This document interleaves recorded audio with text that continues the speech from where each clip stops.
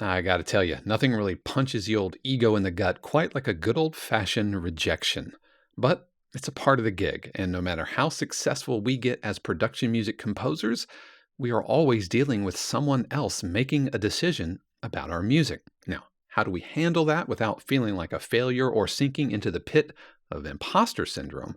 Well, we're going to be talking about that as well as checking out a rejected pop EDM hip hop cue on my week 24 check-in.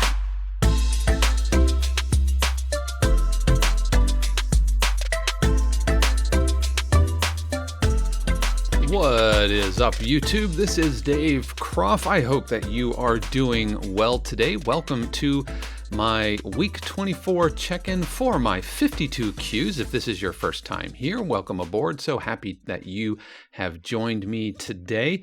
Every week I take a look at a cue that I wrote or finished or produced or mixed or mastered or delivered in the week before. And this week we are looking at a pop EDM hip hop cue entitled Tropical Pop and Lock, which was soundly rejected by my publisher. We're going to be talking about rejection, imposter syndrome, and feeling like a failure, and all of that here on this week's vlog entry. If you want to skip over the vlog stuff and get right to the cue breakdown, then check out the timestamps in the description below. Before we get started, I have to give a shout out to my Patreon patrons whose financial support of the channel make this possible. Thank you guys so much. We're going to have a lot more about that and Patreon stuff at the end of the video, so you can stick around and check that. And also, if this is your first time, again, welcome. I am very, very glad that you have found me, however you found me. What can help other composers just like you find the channel is you hitting that like, subscribe, all of that stuff. And if you want to be notified of when I post videos, and I do post videos every week, then hit that notification bell. Rejection is absolutely a part of this gig, and I'm here to say that it sucks. Rejection sucks. And at least for me, it hasn't gotten any easier. You do have to have a thick skin if you want to be in this industry, in any creative arts industry where someone else is ultimately a gatekeeper. You will be dealing with rejection. I don't know how actors do it. I have such an enormous respect for actors who audition after, role after role after role and dealing with that rejection. And just last week, I worked on a cue, and this is a cue that I put together during the live stream, during the music production live stream. It took over 2 different sessions, worked on it pretty hard. I thought I had a bead on what the publisher wanted, and I was proud of it, happy with it, sent it along, and the next day it was a pass. It was a no, that I had really, really missed the mark, to the point where he had asked me, did you listen to the references? And I'm like, well, maybe not. Did I? I thought I did. I thought I understood. But rejection, for me at least, rejection doesn't get easier to hear. It just gets easier to turn into new energy. That's been for me. And this whole process of becoming a production music composer was wrought with feeling of imposter syndrome, feeling like I wasn't good enough. And part of that was because I didn't come up through traditional kind of composer avenues, right? I went to school to be originally to be a band director, and I wound up getting a bachelor's degree in music history, studying composition along the way, but my master's is in jazz and studio music, which is performing and some arranging as a drummer. But I felt super like imposter syndrome early on because I didn't take all of those traditional routes. I didn't go study film scoring. I didn't move out to LA. And so I always felt like I was kind of missing something. And so that's my own kind of imposter syndrome journey. And it's always kind of hovering back there, waiting to jump out. But when I sent this off feeling really good and I got the rejection, I absolutely fought that feeling of failure and really kind of asked myself, why did I miss this? And I went downstairs, from the studio, and I just kind of, Charlie Brown sad walked into my wife's office, who was working. And I was just like, grumble, whinge, grumble, grumble. He's wrong. I'm right. But wait, maybe he's not. And blah. And so I had to kind of evaluate why it was rejected. And he was very professional, very nice. He didn't say mean things, but I had to ask myself, what did I miss? Why was this rejected?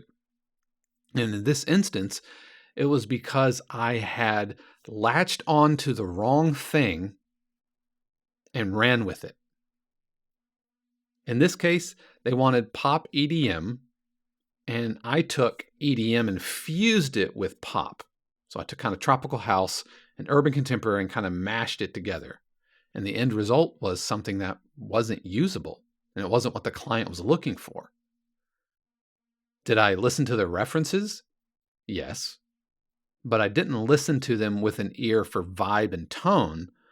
I more like listened to it for genre and not the attitude and the emotion that those cues were communicating. And so I zinged off, spent 5 or 6 hours working on a cue, which might find a home somewhere. I might be able to repurpose this cue somehow and get it out the gate. But by fusing pop, EDM, and hip hop all together, it was neither pop or EDM or hip hop. It was this thing which, while unique, wasn't what the client was wanting. So as far as why I missed the mark, it's because I latched onto the wrong thing in the reference. And that kind of aspect of the job probably is not going to go away. I'm going to learn from it, and I'm going to, I have to write 6 more cues for this order. And so I kind of know where to go now. But after I was done navel gazing, and feeling sorry for myself on some level, it didn't last long, thankfully. But it was there. It was there. Once I was done with that, I had to remind myself that, like, my publisher is a partner with me on this, right? His job is to get my music on TV, and I have to trust that he has my best interest in mind, because we're equal partners. We're splitting revenue and all of that, and the royalties. They are in the same boat we are. And that was a really big revelation I had early in my career. This working with a publisher, while they might feel like gatekeepers, and it could be publisher, it could be a director, it could be a music supervisor, a video, and whoever is the decision maker, ultimately we're on the same team. This isn't a combative situation, right? This isn't a me versus them. They're not keeping something from me. They have something. They're in a boat. They're rowing in one direction, and they've asked me to come on board and grab an oar. And I need to make sure that I am rowing in the same direction they are, or what their vision is. Now, we can disagree on what that vision is, but they're the decision makers. They get to choose if we're going north, south, east, or west. It is up to them. And if I want to have that decision, then I need to be my own publisher, or I need to make my own TV shows and that kind of thing. But I'm not. I'm a composer sitting in the studio in Orlando. But that realization that it wasn't a me versus them kind of this, there's not this animosity. They're not keeping something from me. It's also a realization I had about my professors in school. My college teachers weren't, some high and mighty like master with telling me to snatch a pebble from their hand. They want this for me. They want me to learn. They're not against me. They're not holding something from me. Likewise, directors, publishers, editors, supervisors, whatever, they're not keeping it from you. They are not keeping success from you. It is your job to come alongside them and help them achieve the success that they want, and make sure that your music does. And so when you realize that, then when the rejection comes and you absorb, the kidney punch to the ego. And once you get over that, because that stings. And I would love to hear from you if you don't know, if you figured out a way that rejection doesn't sting on some level. And I want to hear from you and how you process that. But for me, it still stings years into this career. But when you realize that they're not against you, then you can say, okay, what can I do? What can I do to make my music better and turn this into, it's going to sound cheesy or trite, but a learning opportunity. And I think that's the real key to not feeling like a failure. Because every time we do fail, and failing is a part of it, but being a failure, I don't accept that. Because every time you fail at something, you're really gaining experience. You're gaining experience on how to do what you're trying to do better the next time around. And being able to identify where you missed the mark. That's where you really learn. And that's where the failure and feeling like a failure and feeling like an imposter, that's where it slides off of you. At least this is how it's been for me. Where did I miss the mark? What did I get wrong? And if you're sitting back and saying, I did nothing wrong, they're stupid, or they don't know good music, or they're certainly it's them and not me. Well, that's a dangerous line of thought. Because if you're working with a publisher or a music supervisor or a director or whatever that you trust, then you're saying at that point that I no longer trust you for whatever reason. And that is a slippery slope. So, how do you overcome feeling like a failure? Take time to process. Don't fire any emails right away. But ask yourself, okay, with the understanding that they're on my side, they're not against me, they're for me. What can I do differently? How can I change my cue? How can I change my approach, my music, whatever, to give them what they're looking for? And then you'll find, or at least I found, that in the work of that, or in the process of that work, you suddenly don't feel like a failure anymore. You don't feel rejected anymore. Now you're in the business of making music, and you have put your hands to the work.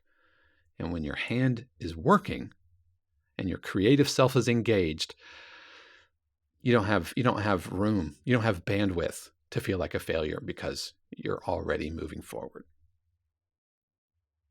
So those are my thoughts. It happens. Rejection happens. Again, actors, I don't know how you deal with it, because often that rejection happens like face to face, and they're like, no thanks. That's why I could never be an actor, I don't think. But we're going to take a look at the cue that was rejected. Again, I might be able to kind of rework this, because it's not firmly hip hop, it's not firmly EDM, and I think I'll be able to salvage it. But let's take a listen to it. For what it's worth, this is a cue called Tropical Pop and Lock.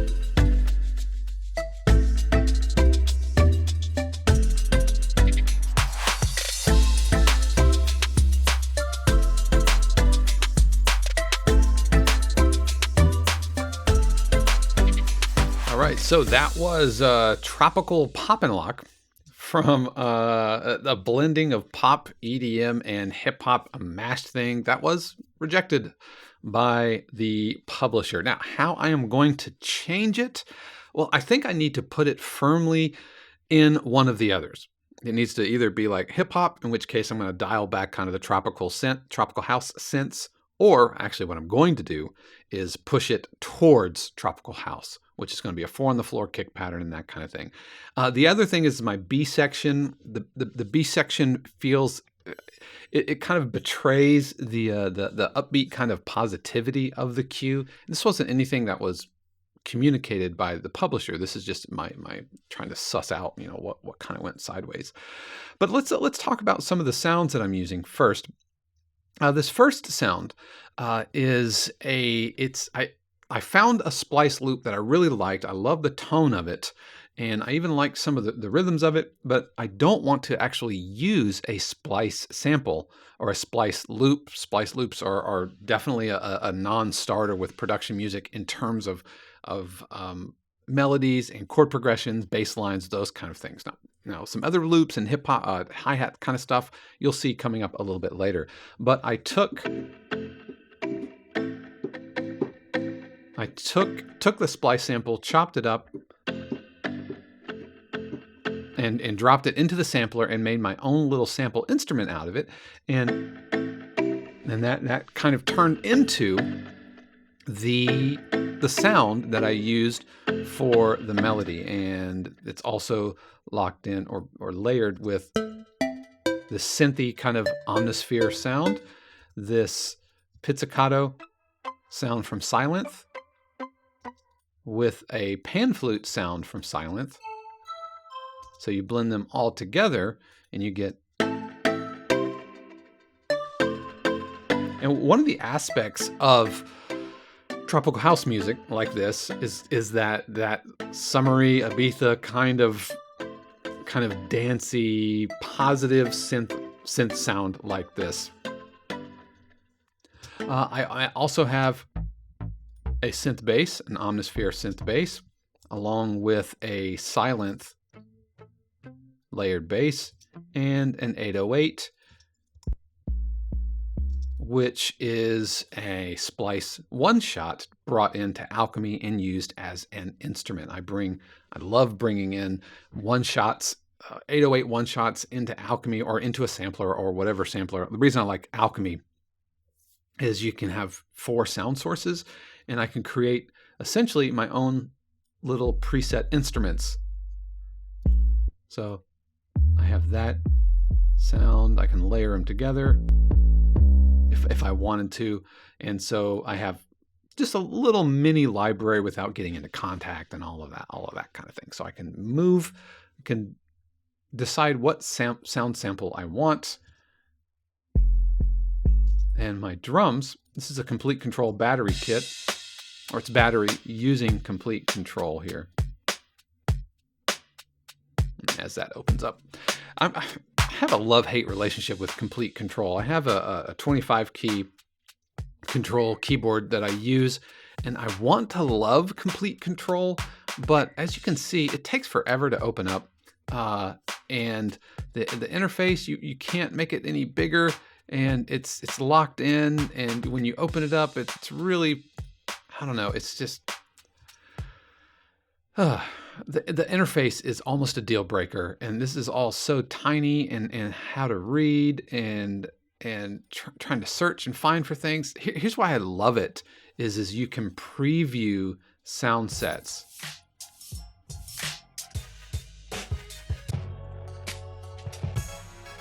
So as I am looking through and trying to find sounds to use, being able to preview, that's amazing. But I'm using battery essentially.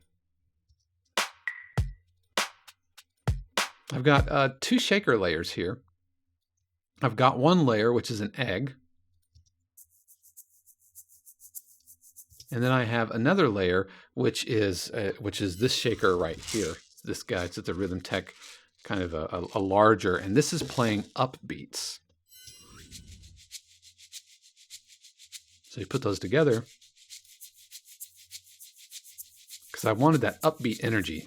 And that upbeat energy is something that comes from the house style of dance music. Continuing on, have a trappy snare.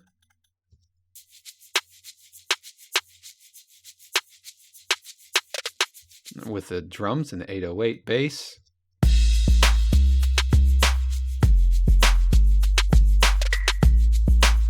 I have some percussion loops from Evolve.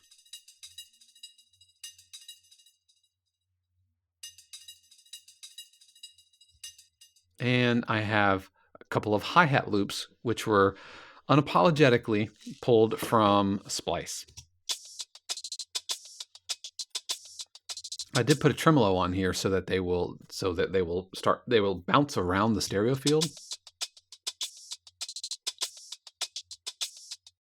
So it's kind of going back and forth, and layered another hi-hat loop right,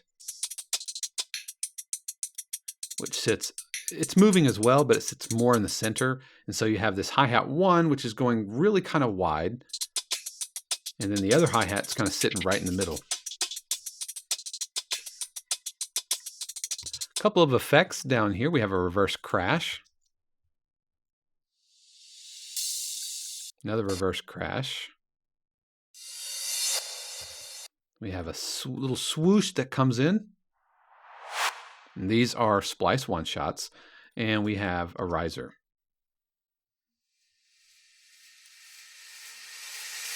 All right, so when we're dealing with dance music, you have a little bit of time to kind of ease into your intro, or ease into the meat of it.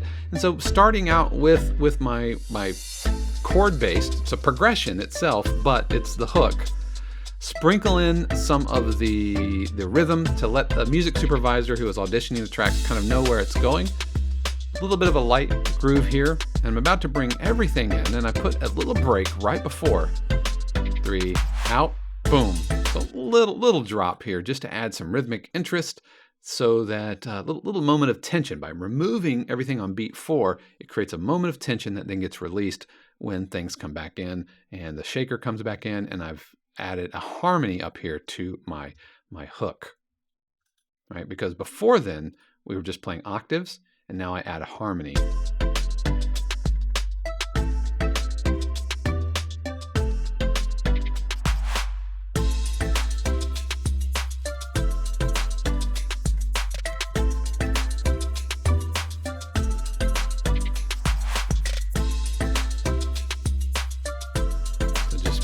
Building.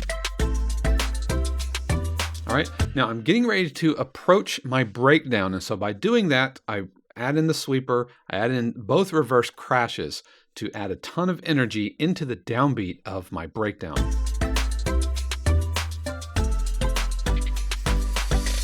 And I think this is where I made my second critical error that earned me my rejection. The first was the cue not firmly being in one genre or the other, and by doing that was kind of betraying what the emotion needed to be, the vibe and the tone and the energy of the cue. The second was this breakdown is a little emotionally nebulous. Like what is it really trying to say here?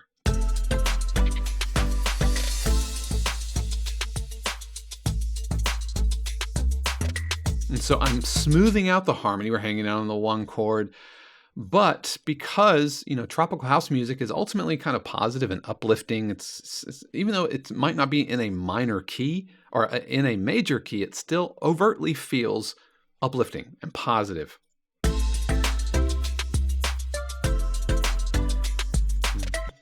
But in my B section, by camping out on that minor key, it pulls the emotion away from kind of the uplift that I had in the A section, and it firmly puts it into a minor place, which works for hip hop. But I'm not sure it works for this kind of dancey, positive kind of thing. On top of that,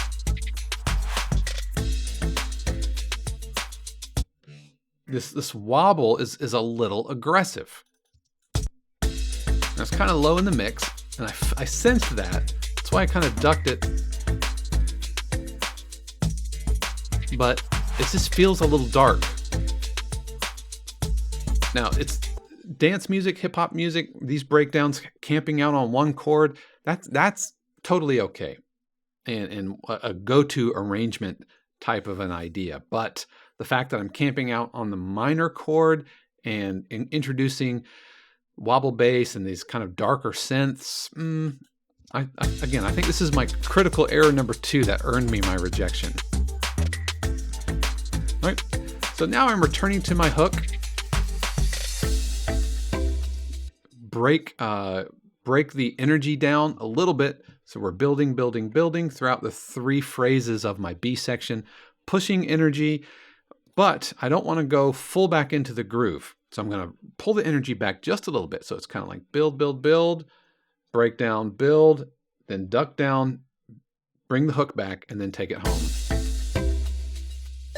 Notice the shakers are still happening. Then I bring in some hi-hats, and here we go. And now everything's all back to the beginning. Or not back to the beginning, but everything's all in. Very similar to this layer of energy. I've got my harmonized melody. All of the layers of my melody are complete. And then I end on a final button here, and final chord. That's my final button. So very, very predictable production music form, but being able to kind of identify, hey man, where did things go sideways? Where did things go wrong? And I'm probably going to smooth out my B section, make it not feel quite so dour and dark, and lean into the tropical house, lean into the dance music, put a 4 on the floor kick pattern, and go from there. So instead of trying to fuse styles together and fuse genres together, be a little bit more on the nose with it. So that was tropical pop and lock, and we'll see if it gets to stick around, and we'll see if the title gets to stick around. I hope that was helpful. To see a rejected cue. I hope that was helpful to see that. Once again, this channel would not be possible without my Patreon patrons who support the channel with their very real money. And patrons are just $1. And if this is something that you are interested in, you can check out the information below. My Patreon patrons do have access to my weekly music production live streams, of which this cue was one of those. Wrote those in real time. So if you're interested in that, check that out. The information below. And again, if you haven't, please consider liking, subscribing, all of the standard YouTube stuff, because it really does help other composers just like you find the channel and find the videos. If you have any questions, comments, thoughts, suggestions, please leave a comment below. I read all of those and make every effort to answer those. But I really appreciate you guys, and I will see you next week. Until next time, peace.